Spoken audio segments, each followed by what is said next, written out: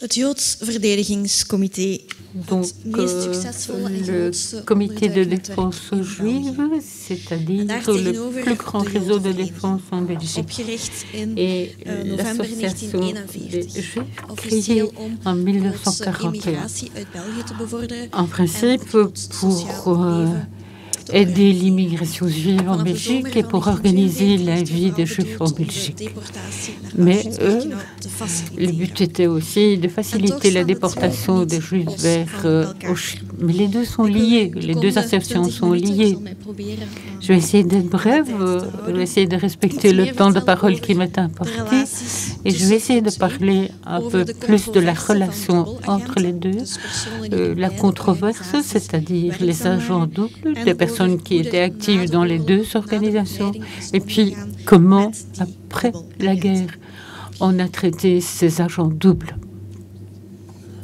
Septembre 1942, Frédéric l'a déjà dit, 8 hommes se joignent pour créer le comité de défense juive. Voici des photos des 8 créateurs. Je vais citer leurs noms. On a déjà cité plein de noms.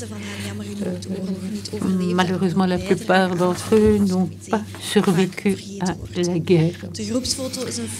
Et cette photo d'un groupe date de décembre 1944, donc après la libération, et on voit Chaim Perelman et Aboush Berber.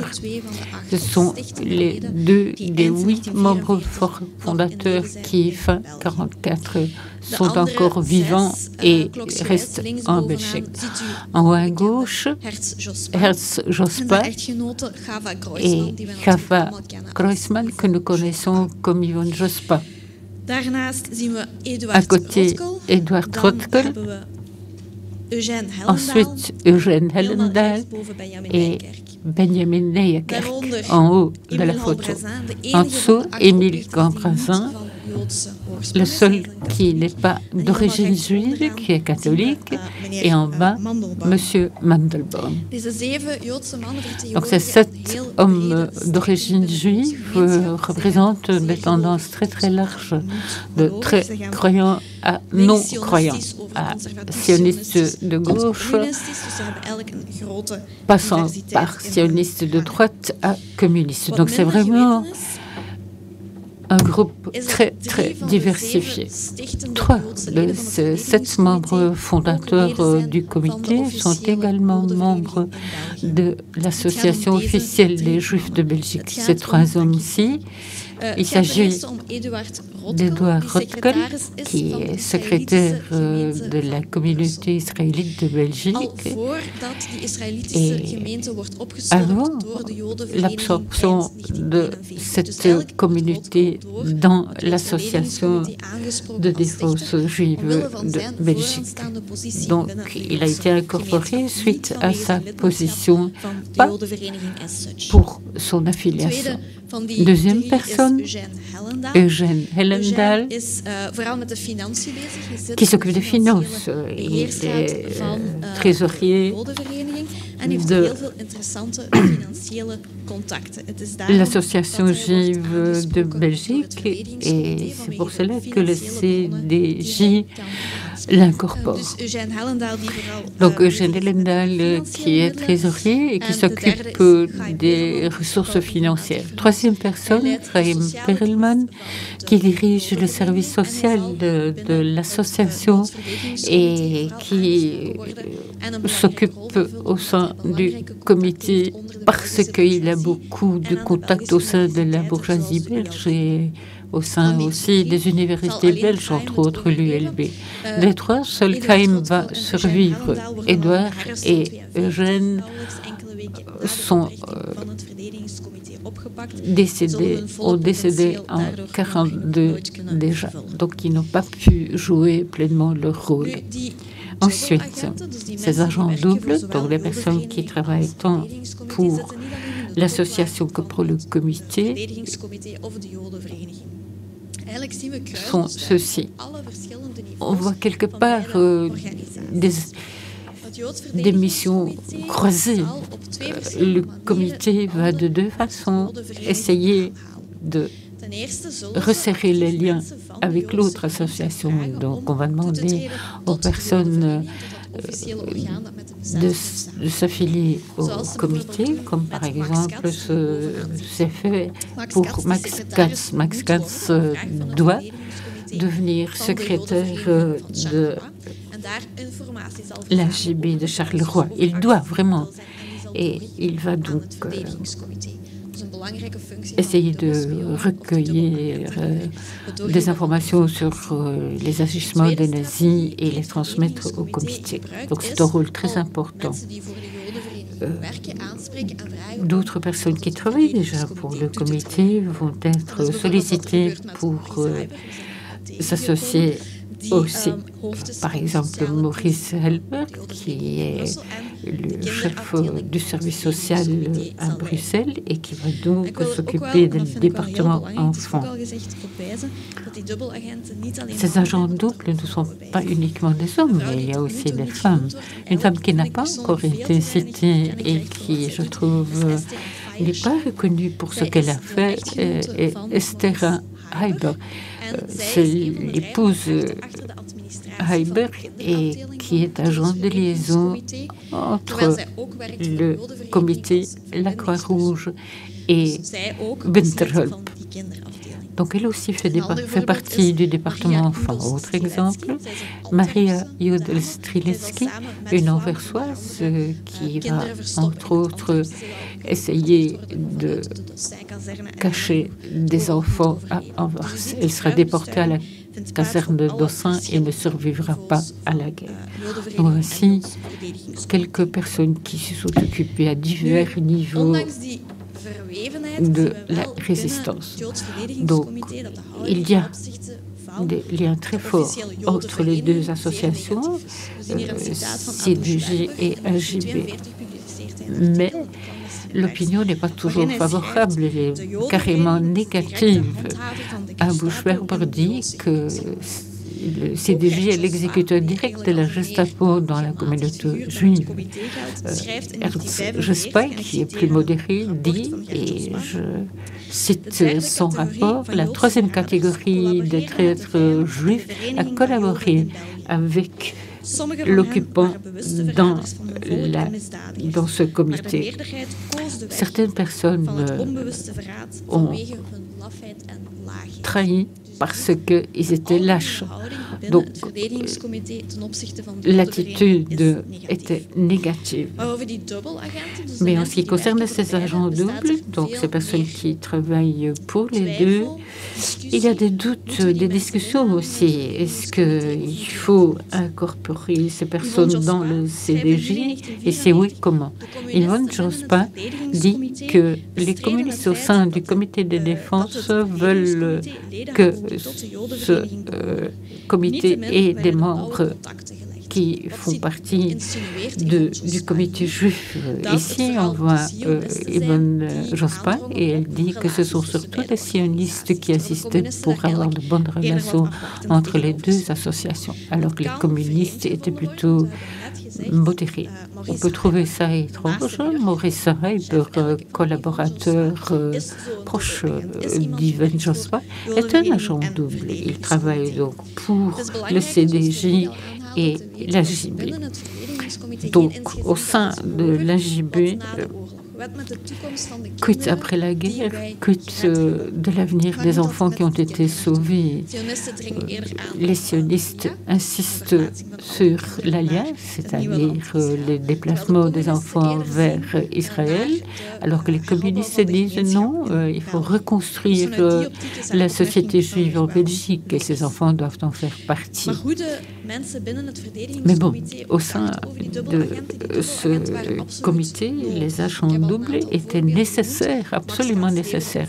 Marc Katz, par exemple, comme informant, Maurice Heiber donnait de l'aide là où c'était nécessaire, et il y a encore d'autres exemples d'agents doubles qui ont eu un apport très important dans le CDJ. Sans eux, le CDJ n'aurait tout simplement pas pu fonctionner.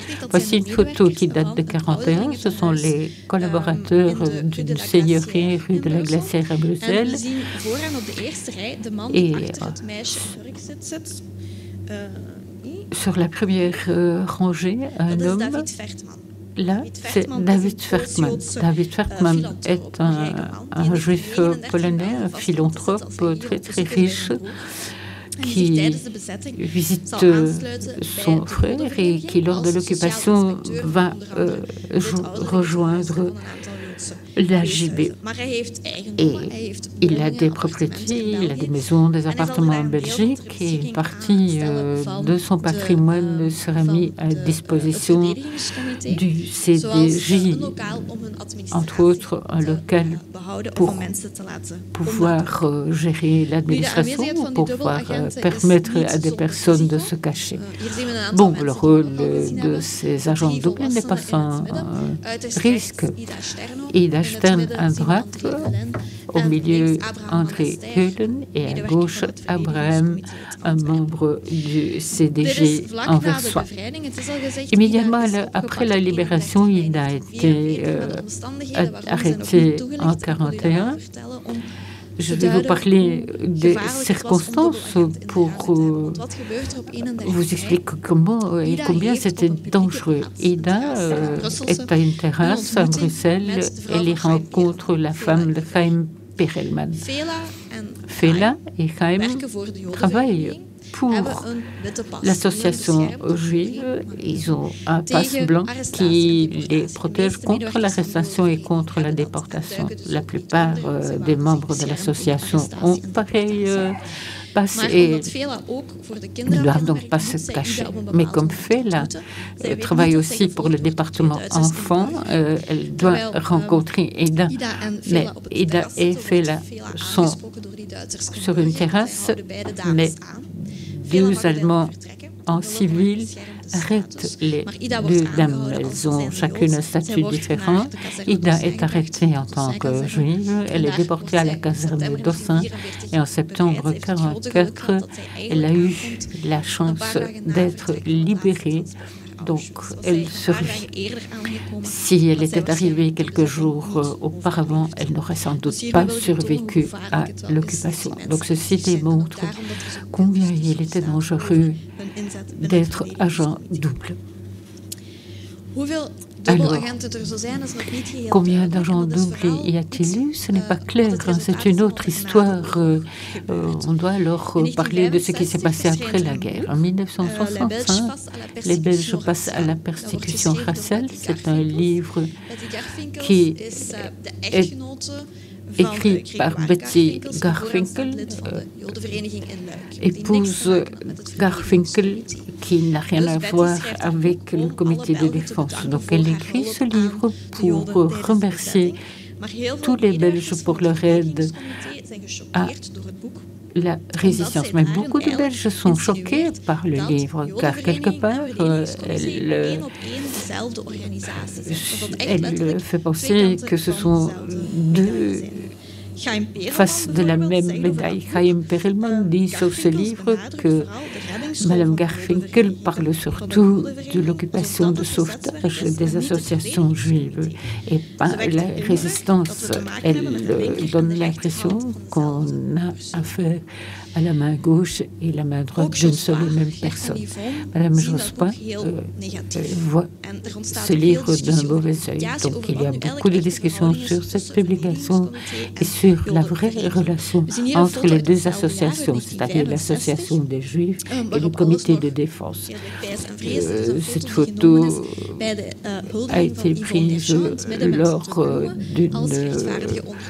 de l'hommage et on voit ici aussi plusieurs membres du comité, Madame Lejean, entre autres, Yvonne Jospin, et à gauche, Maurice Heiber et sa femme, et à côté de... Au milieu, à peu près, il y a André Heulen. Suite à ce livre et suite à la discussion que ce livre a suscité, plusieurs agents doubles sont critiqués des résistants juifs armés. Je parle de David Katz. Profite de l'occasion pour parler du fonctionnement de ce comité de défense et pour critiquer aussi les agents doubles et surtout Maurice Heiber. les choses vont loin, tellement loin qu'entre Katz et Heiberg, il y a vraiment une dispute et que le Front de l'indépendance doit intervenir. Maurice prétend que c'est à la demande du Front de l'indépendance, que c'est donc à la demande du Front de l'indépendance qu'il a adhéré. L'autre dit non, Maurice ne voulait pas, mais c'est le Front de l'indépendance qui a incité à le faire. Donc même le Front de l'indépendance connaît des discussions sur les agents doubles. Cette discussion ne va jamais s'arrêter. C'est chaque fois au décès d'une des personnes que cette discussion prend fin. Ensuite, quel est le grand problème au sein de cette discussion? Eh bien, les collaborateurs de l'association juive, voici une citation d'Alfred Blum. Je pense qu'il ne faut pas la traduire en irlandais. D'accord. Donc, aussi bien la section en France de l'AJB que le service social de l'AJB ont travaillé pendant toute leur existence en étroite collaboration avec les services clandestins correspondants du CDJ. Des membres de ce service de l'AJB faisaient aussi partie des services clandestins. Un très grand pourcentage des ressources de la clandestinité provenait de la trésorerie de l'AJB. La plus grande partie des colis distribués dans la clandestinité émanaient des stocks de vivres de l'AJB. Pourquoi alors cette lutte contre les activités de l'AJB? Alfred Blum n'a jamais travaillé pour le CDJ. Il a été secrétaire de l'AJB et collaborateur de l'Arbeitseinsatz. Et il a donc été déporté vers Auschwitz-Birkenau. Mais bon, il ne savait à ce moment pas ce qui se passait de ces personnes. Donc c'est un élément en sa faveur pour sa défense. Mais effectivement, il y a eu des discussions entre les deux associations et on demande la réhabilitation de ces agents doubles. C'est un élément qui revient dans la discussion. Ce n'est qu'avec le travail de Maxime Steinberg qu'on peut avoir un regard plus neutre sur la relation entre les deux. Et il y a aussi une contribution très importante des curateurs du ghetto sur la relation entre ces deux organisations. Je voudrais en guise de conclusion encore dire qu'il faut continuer la recherche sur la relation entre les deux organisations. Cette relation n'est toujours pas claire, même pas aujourd'hui. Donc il faut continuer la recherche, identifier les agents doubles, voir un peu ce qu'ils ont fait exactement, quel est leur mérite ou quel a été leur mérite. C'est un groupe un peu oublié et il faut les mettre sur le devant de la scène. Il faut voir aussi quelle était leur relation entre elles et quel était leur rôle face à la collaboration. Le comité de défense était conscient de l'avantage et de l'utilité aussi de ces agents doubles, même si leur rôle était très dangereux et si après la guerre, on ne savait pas très bien quel était leur rôle et quel était le statut attribué à ces agents doubles.